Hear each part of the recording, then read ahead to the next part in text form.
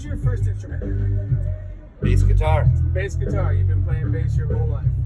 No. I started playing bass. The first instrument that really took was bass guitar. I tried and didn't succeed in some when I was much younger.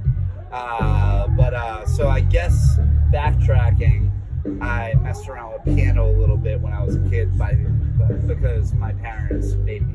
So that your parents encouraged you to study music? They did. But they didn't have as much of a musical background, so it wasn't something that was instilled on me. Was it, were the piano lessons through school, or were they private lessons? Private lessons. How would you characterize your music education in the classroom through schools? It was there. It was something that was a small part, just like of a wider education. So I always like to say that I got a pretty good 1970s, 1980s music education in school. Is that how you look at it, basically? We're of a similar age. Yeah, I mean, they pulled out the recorders, and you got going with those things, and then yeah, I mean, I think in the 5th grade, I actually tried saxophone for a little bit. That's about when that didn't go very. Yeah, exactly. That's when like, that didn't go well at all. No, a lot of kids. That's for me, when that was offered, I decided drums. So when did you switch? When did you pick up the bass then? The summer after my freshman year of college. Oh wow! Yeah, late bloomer. Yeah, no, that's great. That's great. What inspired you? Started hearing the lines. I mean, music inspired me first, and realized up until I found the bass and started hearing it kind of in my soul, I would say, like the lines just would come up within the music I loved, and then all of a sudden with music I loved, there was bass lines I was creating around it, and I knew it was the bass, and I felt it, and so that brought me to it. It just surfaced. Something that had always existed within me, but that surfaced, and it took until then for it to happen. You never know when things like that are going to happen. It's funny. I understand what you're saying about bass. If I could redo everything again, I'd play bass. It's the foundation, and those lines, they're bigger. Yeah. They're bigger, rounder, broader lines that frame everything. It's true.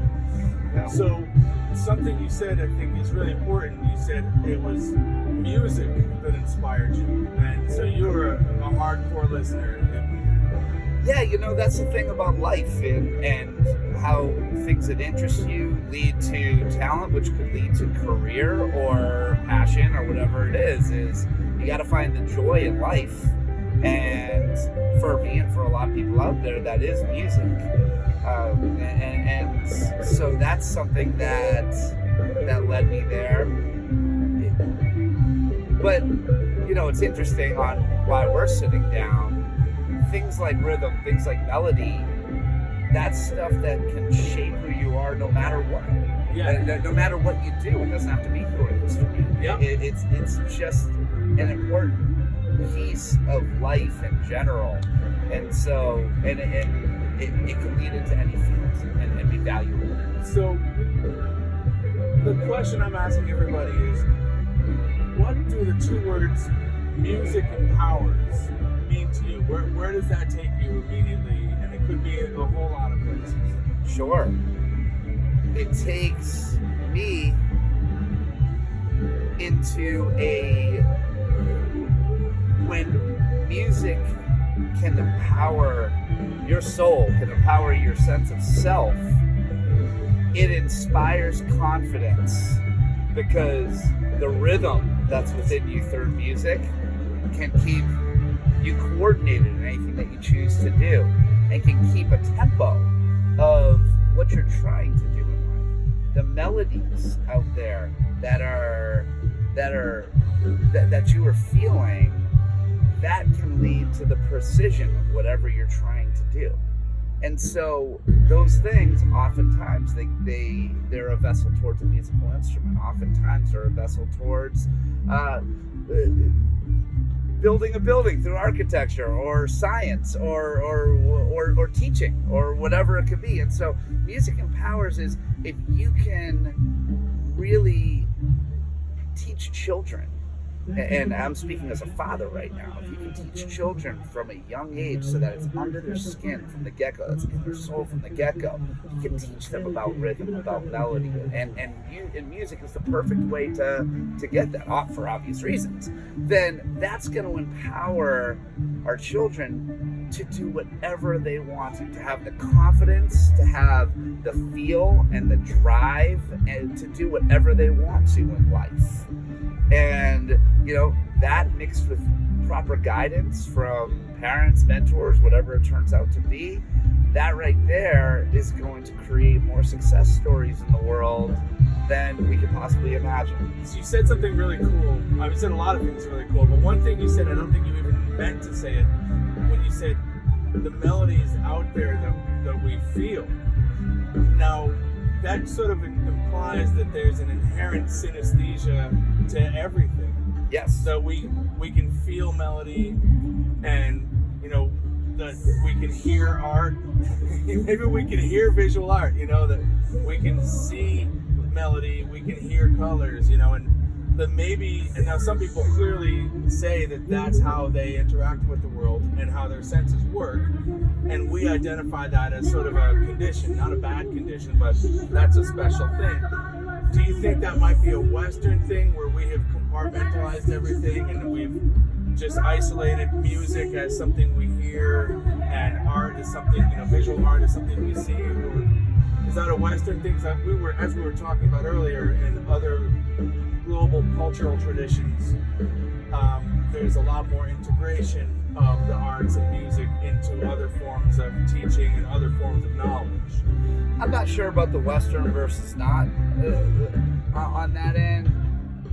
I just know what I know, and if you go outside on a breezy day, and if you lie down and you listen to the trees, you're going to hear a melody in there. If you're camping and you hear the crickets and out in the woods, you're going to hear a melody there. There is melody in life. There's rhythm in life. That's it's a little heady, but it's true, and that's something that it's just in everyone's best interest to be in tune with that. To me, it starts with just what's given to us in this world, and then it can be harnessed through music, and that's maybe the more popular way of going about it. But I mean, I went to the what's it called? In Washington, where they do all the sound archives. The Library of Congress? The Library of Congress. Yeah, of course. I went there when I was on tour with Mickey Hart, and he was taking us through the different places and the different areas of that, and the sound recording piece of it there, it wasn't just music. It was far from that. It was some of it was human, some of it was more than human. But capturing the feels and the sounds and just the way that life goes. Once again, I'm being more heady than I expected to here, but it's a big topic. It's so important to be in tune to that, and it just helps in life. It helps on just on just who you are and what you choose to set out to do. Helps with success. It's funny. I had a conversation with someone yesterday, and I said how one of my favorite places to listen to music, recorded music, is in my truck. It has a good sound system. I can hear it. I'm not distracted by anything else. And I mentioned how a lot of people like to listen to recorded music when they run.